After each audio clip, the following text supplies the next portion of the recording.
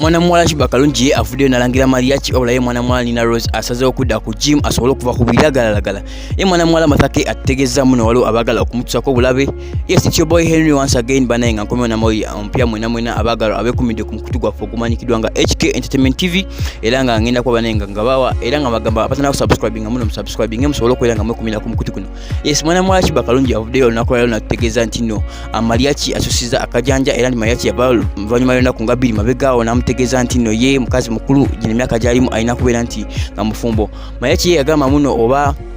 kisoboka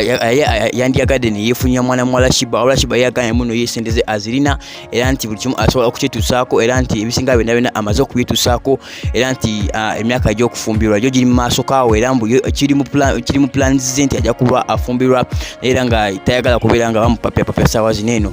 Mariachi yavaayo n'agamba muno Sheebah era emyaka gibadde gyali gimugenzeeko nti era alina kuba mu bufumbo mu myaka gino eno emyaka 32 oba olina kuba mukazi mufumbo oweddengana n'omwana naye nga Sheebah ebintu tebisobola kumuvinga era yagambye muno ajja kuba ekintu akikola mu kiseera kyakyo ekituufu.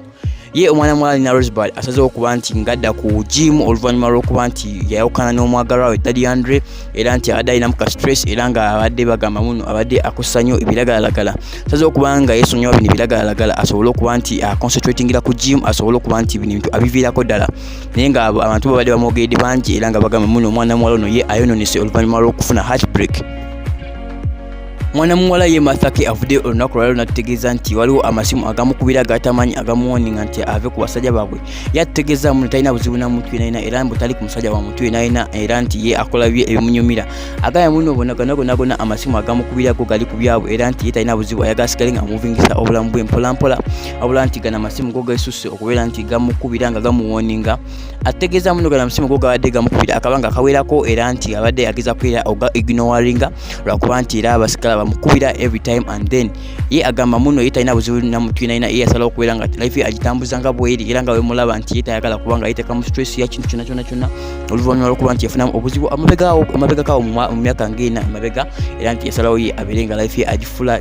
kikyayagala oba akola ekimuwa emirembe. Yes, oba nga tonaba kusubscribinga oba nga gwe mulundi gw'okusobola okutuuka ku channel yaffe eyitibwa HK Entertainment TV tukusaba obeere nga osubscribinga obeere nga weekumira ku mukutu guno ogw'okagokwa oguli trusted okuba amawulire agakagwawo mu baserebu b'omu ggwanga lyaffe Uganda. Yes, ngenda kuba banaye wenamena nga mbeerekeeza mwenamena abagalwa abeekumidde ku mukutu guno